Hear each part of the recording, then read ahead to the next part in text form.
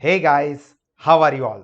Myself Bhavin sir from Sahas Institute of Commerce, your own personalized high tech digital classes. दोस्तों account subject के अंदर आज के session में हम लोग अकाउंट का एक important fundamental chapter that is dual effect of transaction and types of account with golden rule of debit and credit इसका सुपर रिवीजन करने वाले हैं। तो आप सभी के सभी स्टूडेंट्स इस पूरे सेशन को ध्यान से देखना क्योंकि इसके अंदर बहुत ही कम टाइम में इस पूरे चैप्टर का आपको ओवरव्यू और परफेक्ट प्रैक्टिस मिल जाएगी जिससे कि आप अपने टेस्ट या एग्जाम के अंदर बेहतरीन परफॉर्मेंस दे सकते हो। तो पूरे सेशन को ध्यान से देखें और आपके जितने भी फ्रेंड्स हैं उन सब के साथ इस वीडियो को शेयर करें।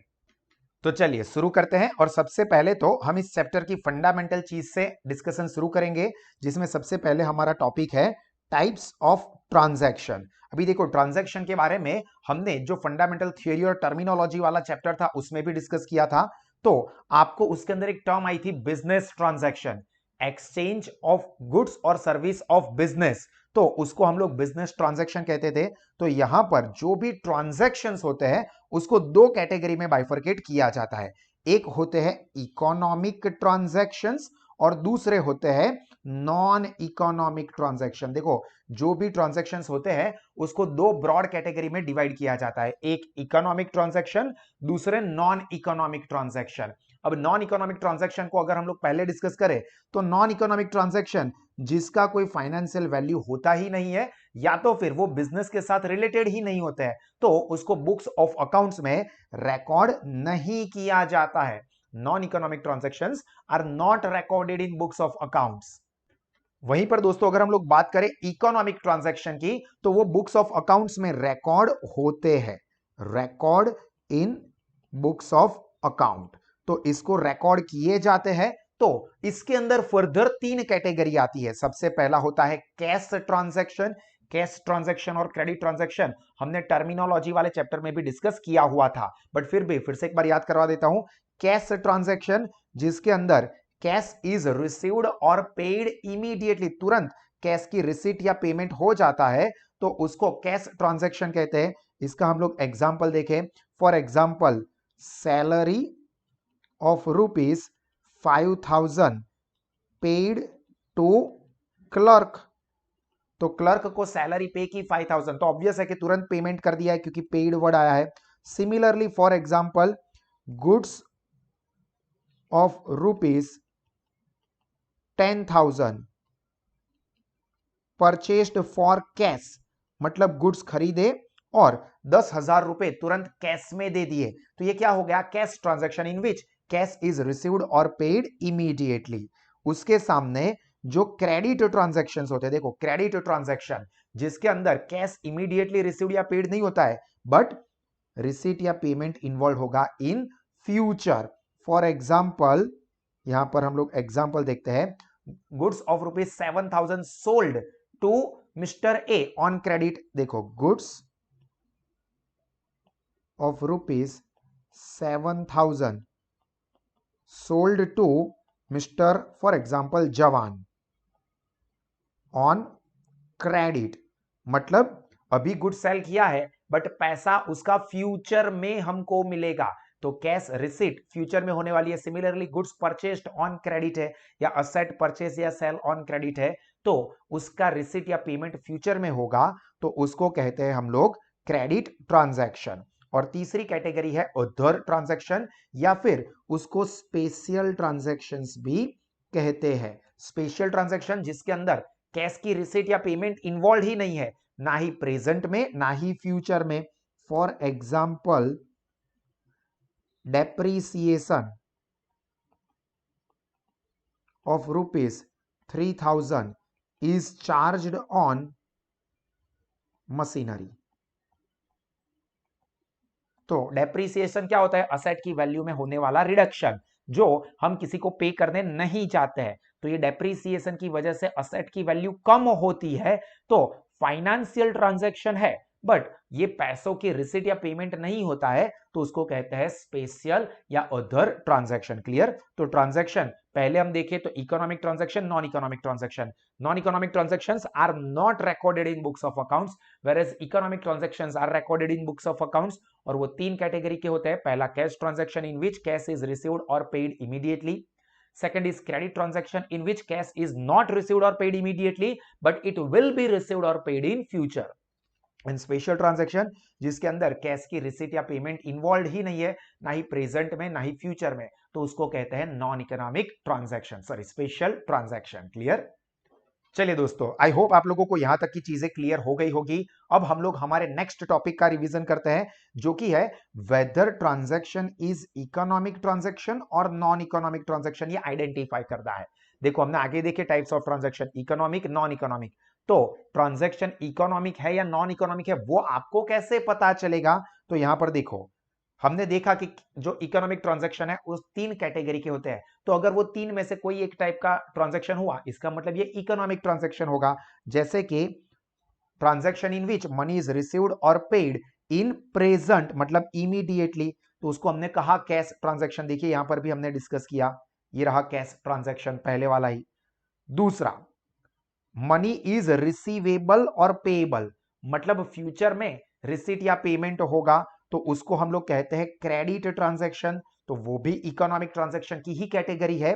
एंड तीसरा, अदर या स्पेशल ट्रांजैक्शन, जिसके अंदर रिसीट या पेमेंट प्रेजेंट में या फ्यूचर में इन्वॉल्व नहीं है, लाइक डेप्रिसिएशन या फिर बैड डेट या तो फिर loss on asset, loss on sale of asset etcetera. तो ये सब क्या है? Special transaction. तो ये सभी के सभी किस कैटेगरी में जाते हैं? इकोनॉमिक ट्रांजैक्शंस में। तो यहां पर ये सारे के सारे ट्रांजैक्शंस कैसे है? इकोनॉमिक्स, इकोनॉमिक ट्रांजैक्शन, ठीक है। पर transactions which can not be measured in terms of money are non economic transaction, मतलब ऐसे ट्रांजैक्शन जिसको हम मनी में मेजर ही नहीं कर सकते, लाइक भाविन सर की पढ़ाने की एनर्जी या डेडिकेशन या लॉयल्टी या भाविन सर का पढ़ाने का नॉलेज, इसको आप मनी में मेजर नहीं कर सकते। आप ये एहसास कर सकते हो कि भाविन सर बहुत ही अच्छे से, दिल से, एनर्जी से पढ़ाते हैं, भाविन सर का सब्जेक्ट नॉलेज बहुत अच्छा है, या क्या घटिया पढ़ाते हैं, बकवास पढ़ाते हैं, वाहियात, ऐसा घटिया पढ़ाना तो हमने कभी भी लाइफ में नहीं देखा। तो ये आप फील कर सकते हो, बट आप इसको मनी में मेजर नहीं कर सकते कि देखो भाविन सर 500 रुपए की एनर्जी से पढ़ाते हैं, या भाविन सर का जो नॉलेज है ना वो तो लॉस मेकिंग है, ऐसा आप नहीं मेजर कर सकते। तो जिसको आप मनी में मेजर ही नहीं कर सकते, they are non economic transactions. या transactions which are not related to business, मतलब बिजनेस के ट्रांजैक्शन नहीं हो, तो वो भी बिजनेस के एंगल से नॉन इकोनॉमिक ट्रांजैक्शंस होते हैं, like personal transaction of owner.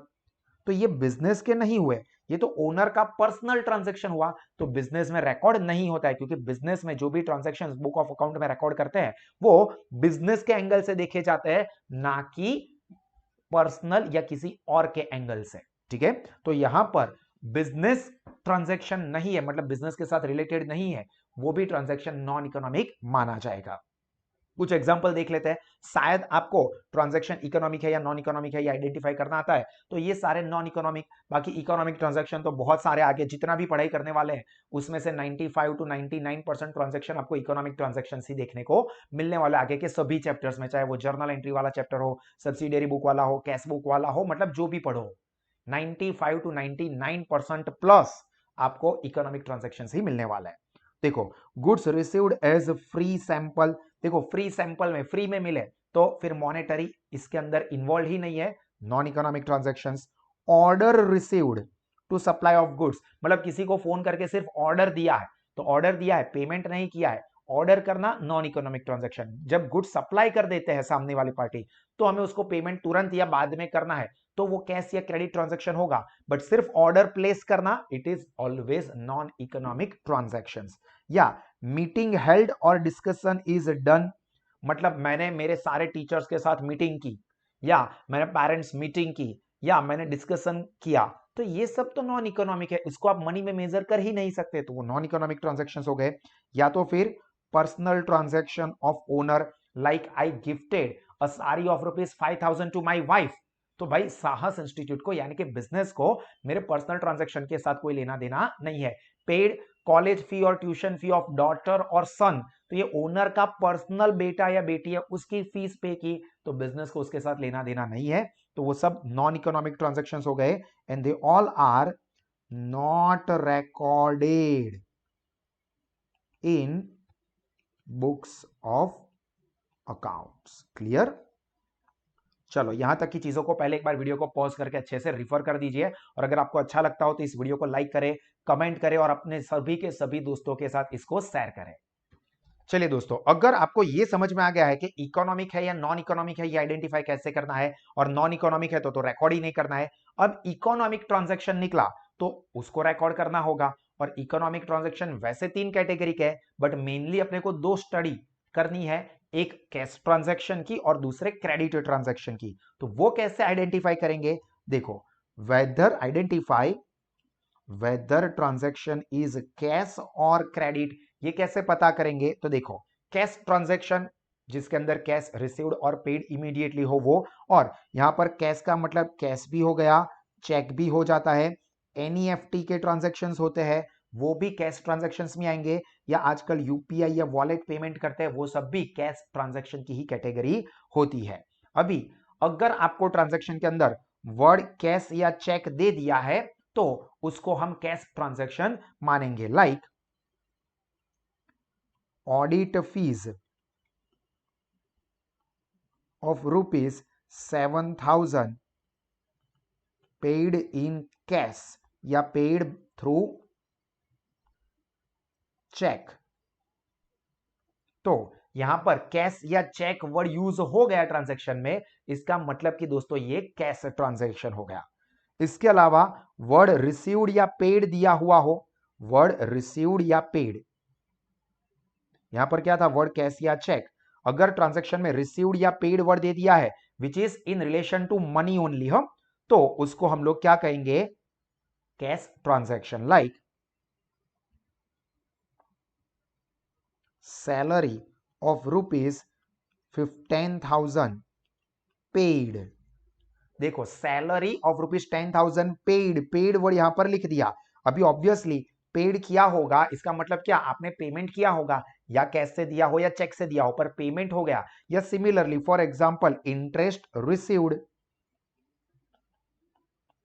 Interest of rupees 2,000 is received. तो रिसीव्ड वर्ड लिखा, इसका मतलब क्या? कि उसके पैसे मिल गए हैं। तो अगर ट्रांजैक्शन में पेड या received in connection to money, हाँ, ऐसा नहीं कि order received to supply goods, तो ऑर्डर रिसीव्ड तो वो तो नॉन इकोनॉमिक ट्रांजैक्शन होता है। यहां पर ये रिसीव्ड या paid in connection to money होना चाहिए। उसके बाद तीसरा है कि जब ट्रांजैक्शन के अंदर वर्ड कैश या चेक भी ना मेंशन किया हो और साथ में नेम ऑफ पर्सन भी मेंशन ना किया हो। When word cash or check is not mentioned in transaction and name of person is also not mentioned in transaction, तो उसको भी हम लोग कैश ट्रांजैक्शन में लिखेंगे। जैसे कि goods of rupees 5,000 is sold, मतलब 5,000 में गुड्स बेचे। अब यहां पर देखो, इन कैश या क्रेडिट ऐसा वर्ड नहीं लिखा है, पर कोई पर्सन का नाम भी नहीं दिया है कि किस पर्सन को बेचा। Goods of rupees 5,000 sold to Bachchan. अब यहां पर मिस्टर बच्चन का भी नाम नहीं दिया है, मतलब नेम ऑफ पर्सन भी नहीं है और कैश वर्ड भी नहीं है, तो फिर ये कैश ट्रांजैक्शन माना जाएगा। Similarly for example goods of rupees 1,000 is purchased. अब गुड्स की जगह पर कोई असेट भी हो सकती है, प्लांट, मशीनरी, कुछ भी। तो नेम ऑफ पर्सन ना हो और कैश वर्ड ना दिया हो तो भी वो कैश ट्रांजैक्शन। और दूसरा ऐसा कोई भी ट्रांजैक्शन जिससे कि ये क्लियर हो जाता हो कि पैसे आए हैं या गए हैं। फॉर एग्जाम्पल, यहां पर एग्जाम्पल देखो, कैपिटल ब्रॉट इन बिजनेस या drawing made from the business by owner, मतलब started business by bringing rupees 5,000, तो 5,000 रुपए लाके बिजनेस शुरू किया, तो यहां पर क्लियर है कि बिजनेस कमेंस किया, स्टार्ट किया, तो वो कैश लाए ही होंगे। इसके अलावा for example deposited rupees 5,000 in SBI, state bank of India में आपने 5,000 रुपए डिपोजिट किए, तो डिपोजिट किए मतलब आपने बैंक में पैसे दिए ही होंगे, तो कैश इन्वॉल्व है तुरंत पेमेंट का, तो ये कैश ट्रांजैक्शन में जाएगा। बोलो क्लियर? चलिए यहां तक की चीजों को एक बार वीडियो को पॉज करके अच्छे से पढ़ लीजिए। अब हम लोग बात करने वाले हैं क्रेडिट ट्रांजैक्शन, मतलब उसकी सेकंड कैटेगरी। मतलब अगर ट्रांजैक्शन कैश नहीं है तो वो क्रेडिट हो सकता है। तो क्रेडिट आइडेंटिफिकेशन के लिए एक ही चीज वैसे तो आपको याद रखनी है कि when word cash is not given, cash या चेक दोनों आ गए हो, but name of person is given in a transaction. Transaction में अगर किसी पर्सन का नाम आपको दिया है और कैश वर्ड नहीं दिया है तो इसका मतलब कि ये क्रेडिट ट्रांजैक्शन होगा। जो हमने अभी देखा वही, goods of rupees 2000 sold to mister Bachchan. तो देखो मिस्टर बच्चन ये क्या दे दिया हमें, नेम ऑफ पर्सन दे दिया है। अभी यहां पर नेम ऑफ पर्सन मतलब नेम ऑफ ऑर्गेनाइजेशन भी हो सकता है, बट कैश या चेक वर्ड ना हो और कोई भी पर्सन का, लिविंग पर्सन का या ऑर्गेनाइजेशन का नाम हो। सिमिलरली क्रेडिट परचेज और क्रेडिट सेल्स ऐसा क्लियरली बोल दिया है, या ऐसे कोई भी ट्रांजैक्शन जिससे के डेटर और क्रेडिटर के ट्रांजैक्शंस रिलेशंस जनरेट होते हो उसको क्रेडिट ट्रांजैक्शंस कहेंगे।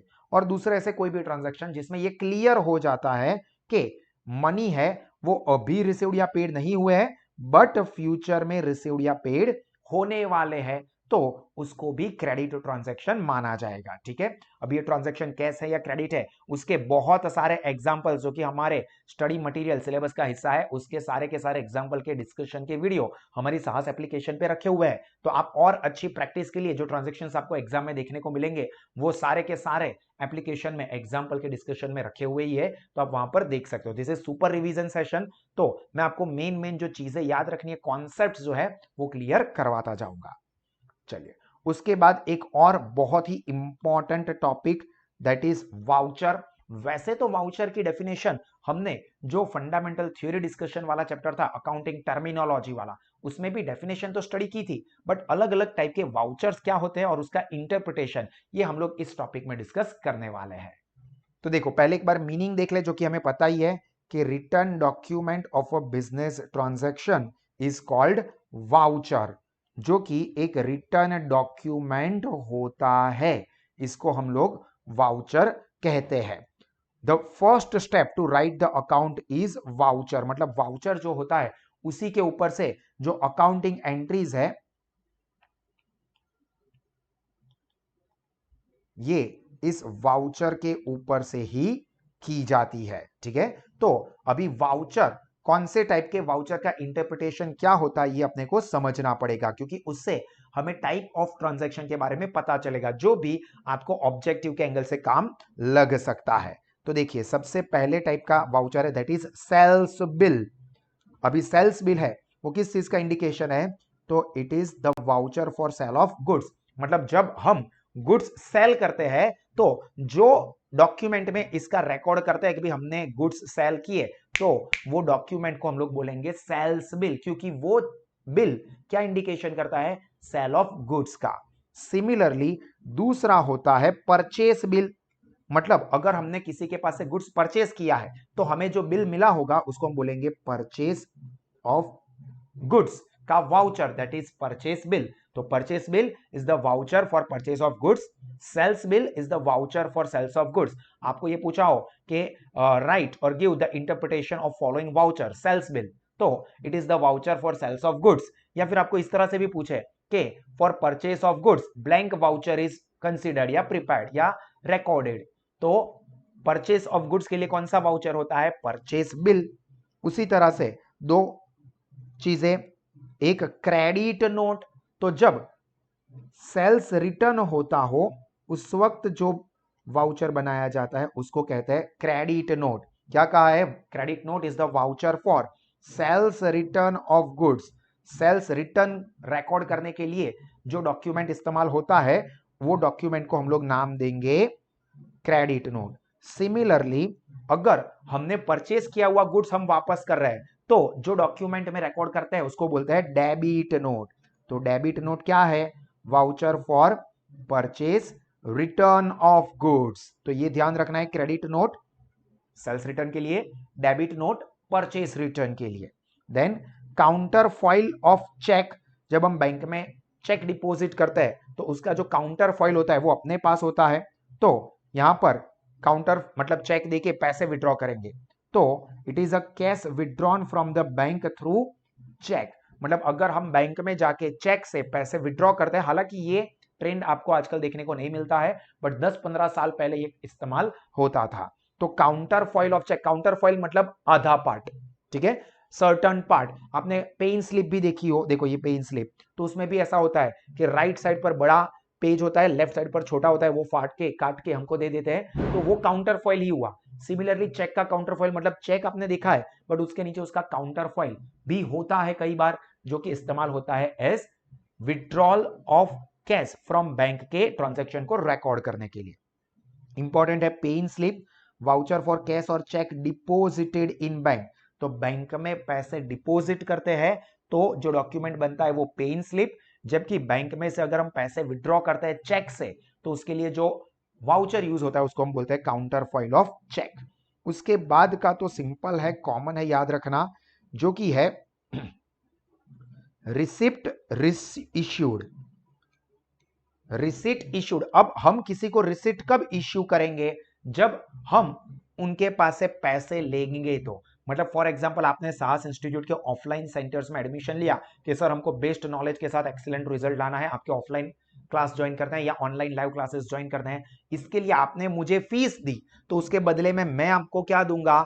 रिसिट दूंगा कि देखो आपने जो फीस पे की है उसकी रिसिट ले लो। तो मैंने रिसिट कब इश्यू की, कब दी आप लोगों को? जब मुझे पैसे मिले तो receipt issued is the voucher for amount received.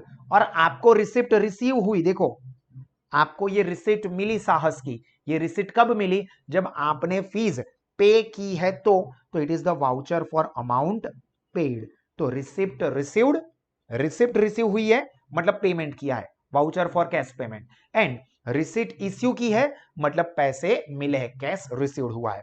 And last one is various expense bill.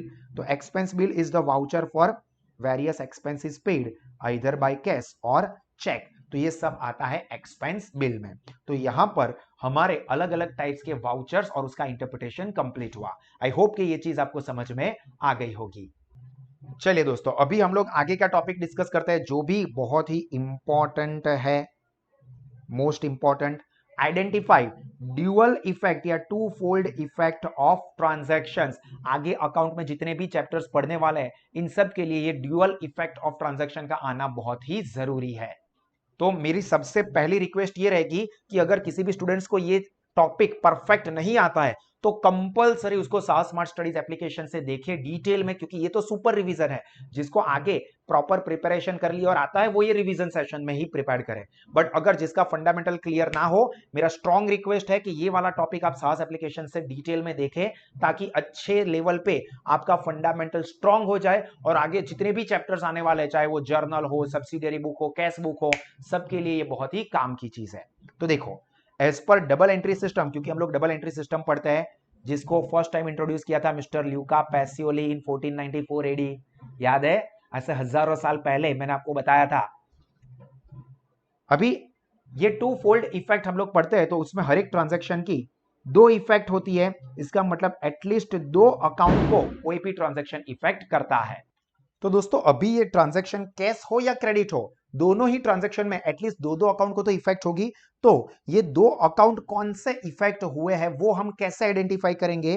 तो हम लोग बात करते हैं tricks to identify to fold effect या तो टू अकाउंट्स ऑफ ट्रांजैक्शन। तो इसका प्रोसेस हम क्या करेंगे दो अकाउंट आइडेंटिफाई करने का? सबसे पहले तो हम लोग फाइंड आउट करेंगे वेदर ट्रांजैक्शन इज कैश और क्रेडिट। अभी ट्रांजैक्शन कैश है या क्रेडिट है, वो कैसे आइडेंटिफाई करेंगे? तो देखो, हमने ऊपर देखा ट्रांजैक्शन कैश है या क्रेडिट आइडेंटिफाई करने के तरीके।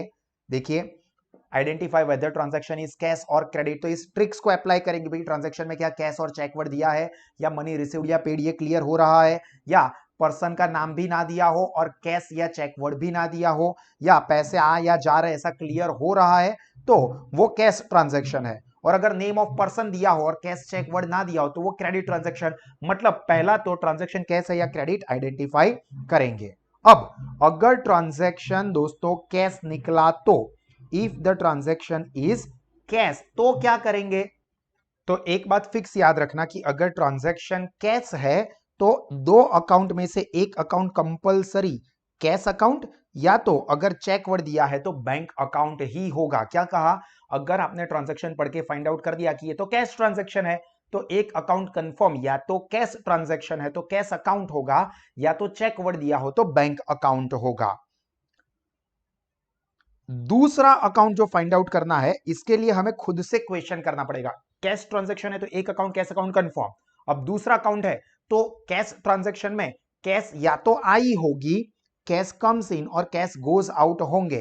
तो ये कैश क्यों आए या क्यों गए, ये क्वेश्चन आपको खुद को पूछना है। क्या पूछेंगे? For what purpose money is received और paid, like purchase of goods या परचेज ऑफ असेट्स था, सेल ऑफ गुड्स या सेल ऑफ असेट था, कोई एक्सपेंस पे किया या कोई इनकम रिसीव हुई, क्यों ये पैसा है? लाइक ब्रोकरेज रिसीव, तो पैसा है क्योंकि ब्रोकरेज मिली है, पैसे दिए क्योंकि हमने सैलरी पे की है, पैसे गए क्योंकि गुड्स परचेज किए। तो दूसरा हम लोग अपने आप को पूछेंगे कि for what purpose cash is received और पेड, जैसे कि परचेज हो सकता है, सेल्स ऑफ गुड्स या सेट हो सकता है, कोई एक्सपेंस हो सकता है, कोई इनकम हो सकती है, कुछ भी। और इसका आंसर जो हमें मिलेगा वही हमारा सेकंड जो अकाउंट है वो होगा। मतलब goods of ₹1000 purchased for cash, cash transaction हो गया तो एक अकाउंट कंफर्म कैश अकाउंट होगा। अभी परचेज किया है तो कैश गए, तो ये कैश क्यों गए? क्योंकि हमने गुड्स परचेज किए, तो दूसरा अकाउंट आएगा परचेज अकाउंट। एक नोट ध्यान रखना कि परचेज अकाउंट या सेल्स अकाउंट जब गुड्स परचेज या सेल किए हो तभी आता है। अगर कोई असेट परचेज या सेल की हो तो परचेज या सेल्स अकाउंट नहीं आता है, उस सिचुएशन में वो असेट का नाम आता है। ये एक चीज को ध्यान रखना। अब अगर ऐसा हुआ कि पहले क्वेश्चन का आंसर नहीं मिला, like for what purpose money is received और पेड, इसका आंसर आपको नहीं मिल रहा है। लाइक ट्रांजैक्शन है ₹5000 रिसीव्ड फ्रॉम बच्चन, तो ₹5000 रिसीव्ड तो कैश ट्रांजैक्शन है। अब ये क्यों रिसीव हुए? परचेज किया, सेल्स किया, कोई इनकम एक्सपेंस कुछ भी नहीं दिया है, ठीक है। तो दूसरा क्वेश्चन पूछो किसके पास से ये पैसे मिले या किसको पैसे दिए। तो हमारा जो एग्जांपल देखा उसमें क्या हुआ? ₹5000 रिसीव्ड फ्रॉम मिस्टर बच्चन, किसके पास से मिले? मिस्टर बच्चन के पास से। तो दूसरा अकाउंट हमारा होगा मिस्टर बच्चन अकाउंट। तो फ्रॉम हुम मनी इज रिसीव्ड और पेड, ये हम अपने आप को पूछेंगे और उसका जो आंसर होगा वो हमारा सेकंड अकाउंट निकलेगा। क्लियर? अब ये जो सेकंड अकाउंट होता है ये या तो परचेस अकाउंट या सेल्स अकाउंट होगा, गुड्स है तो या तो बैंक अकाउंट या कोई इनकम का नाम होगा, कोई इनकम या एक्सपेंस अकाउंट होगा, या तो कोई असेट खरीदी होगी तो कोई असेट का अकाउंट होगा, या तो कोई पर्सन का नाम होगा लाइक मिस्टर बच्चन, या तो फिर कैपिटल या ड्राइंग, क्योंकि कैश विड्रॉ किए या कैश बिजनेस में लाए तो उस केस में कैपिटल अकाउंट या ड्राइंग अकाउंट भी आ सकता है। पर अगर ट्रांजैक्शन दोस्तों क्रेडिट निकला, देखो ये हमने क्या देखा कि अगर ट्रांजैक्शन कैश है तो, बट अगर ट्रांजैक्शन क्रेडिट है तो उसके अंदर नेम ऑफ पर्सन होता है। हमने देखा था कि क्रेडिट ट्रांजैक्शन की आइडेंटिफिकेशन क्या है कि उसमें नेम ऑफ पर्सन होता है। तो वन अकाउंट कंफर्म कौन सा होगा? नेम ऑफ पर्सन, जो कि एग्जांपल में दिया होगा वो। बट ध्यान रखना यहां पर ओनर के नाम को कंसीडर नहीं करते हैं। Note, ignore owners name, owners name को आप लोग कंसीडर नहीं करोगे। ओनर के अलावा कोई पर्सन का नाम है तो वही नाम कंसीडर करेंगे। एंड दूसरा अकाउंट कौन सा होगा? तो उसके लिए हम खुद से क्वेश्चन करेंगे कि भाई ये पर्सन के साथ हमने क्या डीलिंग किया है। Like for example goods of ₹5000 sold to Sachin Tendulkar, तो name of person Sachin Tendulkar है, कैश वर्ड नहीं आया तो ये क्रेडिट ट्रांजैक्शन हुआ, ये बात क्लियर। क्रेडिट ट्रांजैक्शन है तो एक नेम ऑफ पर्सन कंफर्म आएगा सचिन तेंदुलकर। अब सचिन तेंदुलकर के साथ हमने क्या डील किया है? गुड्स परचेज किया है या तो गुड्स सेल किया है, तो परचेज अकाउंट या तो sales account. Mister Sachin Tendulkar के साथ हमने क्या डीलिंग की है उसका जो आंसर मिलेगा वो हमारा सेकंड अकाउंट होगा। वो मोस्टली क्या निकलता है? या तो परचेज अकाउंट होगा या तो सेल्स अकाउंट होगा, या एक्सट्रीम केस में असेट का अकाउंट निकल सकता है। क्लियर? हालांकि फिर भी मैं आप लोगों को स्ट्रॉन्ग सजेशन दूंगा कि ये टॉपिक इंपॉर्टेंट भी है, थोड़ा कॉम्प्लिकेटेड भी है, तो इसको डिटेल में सास एप्लीकेशन पर से देखें और उसके एग्जांपल्स की भी बहुत सारे एग्जांपल की प्रैक्टिस मैंने करवाई है, हर एक चीज डिटेल में समझा के, तो उसको देखना ताकि आपको एग्जाम में जबरदस्त बेनिफिट मिले। प्लस आगे के chapter journal entry, subsidiary book, ledger posting, cash book, सभी के लिए ये चीज का आना बहुत जरूरी है। तो इसके लिए स्ट्रॉन्ग रिक्वेस्ट के सभी के सभी सेशन 7 सितंबर से इसके देख लो। अब आखिरी टॉपिक हमारे इस सेशन का जो कि है types of account and rules of debit and credit. Types of account, और ये जो क्लासिफिकेशन हम लोग डिस्कस करेंगे दोस्तों, ये ट्रेडिशनल क्लासिफिकेशन हम लोग करने वाले हैं। ट्रेडिशनल क्लासिफिकेशन, तो उसके हिसाब से जो अकाउंट है उसको ब्रॉडली 3 कैटेगरी में डिवाइड किया जाता है। वैसे मेन 2 होती है, पर्सनल, इम्पर्सनल, पर इम्पर्सनल के अंदर 2 होते हैं, real account and nominal account. तो टोटल 3 अकाउंट हो जाएंगे हमारे, personal account, real account and तीसरे हो जाएंगे नॉमिनल अकाउंट। तो पर्सनल अकाउंट में क्या आ सकते हैं? तो पर्सनल अकाउंट के अंदर अगेन 3 कैटेगरी पॉसिबल है। एक नेचुरल पर्सन, नेचुरल पर्सन मतलब मेरे जैसे, आप जैसे नेचुरल लोग, लाइक भाविन सर अकाउंट,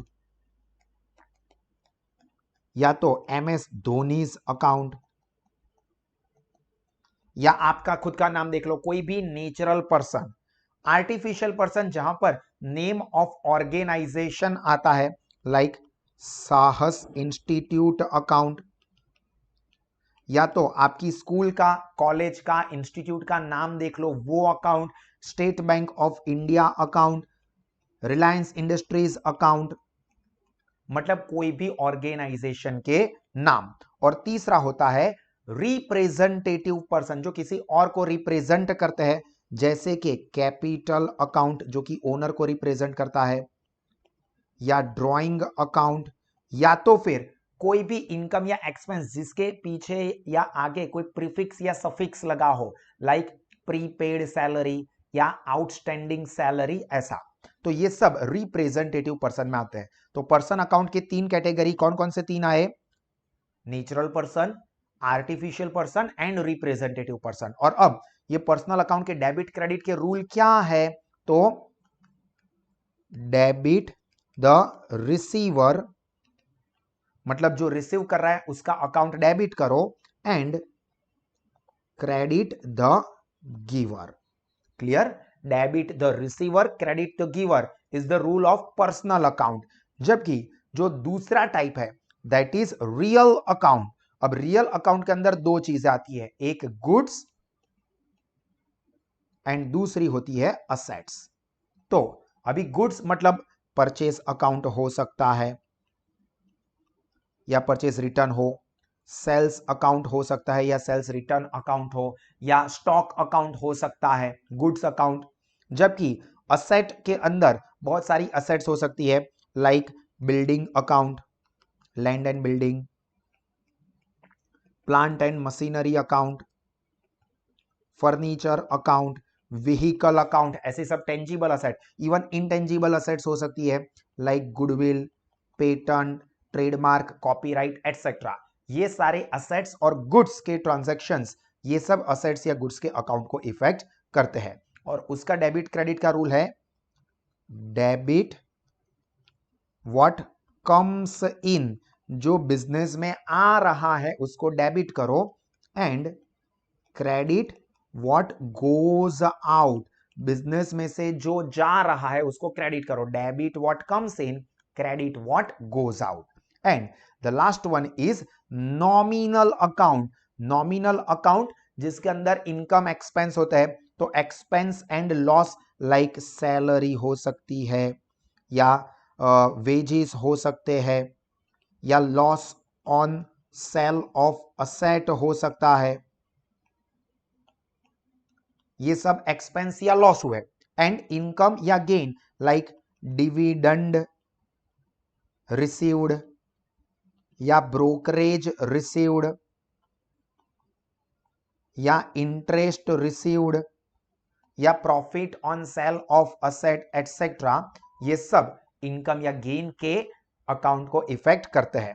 और उसका डेबिट क्रेडिट का रूल क्या है? तो debit all expense and loss, credit all incomes and gain. Clear? क्या है रूल तीनों का एक बार मैं ब्रीफली याद करवा दूं। पहले पर्सनल अकाउंट, जिसमें नेचुरल पर्सन, आर्टिफिशियल पर्सन या रिप्रेजेंटेटिव पर्सन होते हैं, जिसका डेबिट क्रेडिट का रूल है debit the receiver, credit the giver. Second real account, जिसके अंदर गुड्स या असेट के अकाउंट आते हैं और उसका रूल है debit what comes in, credit what goes out. And last one is nominal account, जिसके अंदर एक्सपेंस एंड लॉस को डेबिट किया जाता है, इनकम्स एंड गेन को क्रेडिट किया जाता है। क्लियर? तो यहां पर हमारे इस चैप्टर के सारे थ्योरेटिकल टॉपिक और एग्जाम्पल ओरिएंटेड जो टॉपिक है उसके भी कॉन्सेप्ट का डिटेल डिस्कशन कंप्लीट हुआ। एंड आई एम श्योर दोस्तों कि ये सारी की सारी चीजें आपको अच्छे से समझ में आ गई होगी। इसी तरह के सभी सेशंस अकाउंट सब्जेक्ट के और सभी सब्जेक्ट के आप या आपके फ्रेंड्स अवेल करना चाहते हैं तो गूगल प्ले स्टोर से साह स्मार्ट स्टडीज एप्लीकेशन को सब्सक्राइब करें, जहां पर आप बेहतरीन क्वालिटी के एजुकेशन के सेशंस को देख के अपना नॉलेज और अपना रिजल्ट बढ़ा सकते हैं। इसके अलावा आप हमारे ऑफलाइन क्लासेस में भी जुड़ सकते हैं या ऑनलाइन लाइव लेक्चर्स भी अटेंड कर सकते हैं। और याद रखें दोस्तों that you are very special. So हमेशा मुस्कुराते रहे, सीखते रहे, आगे बढ़ते रहे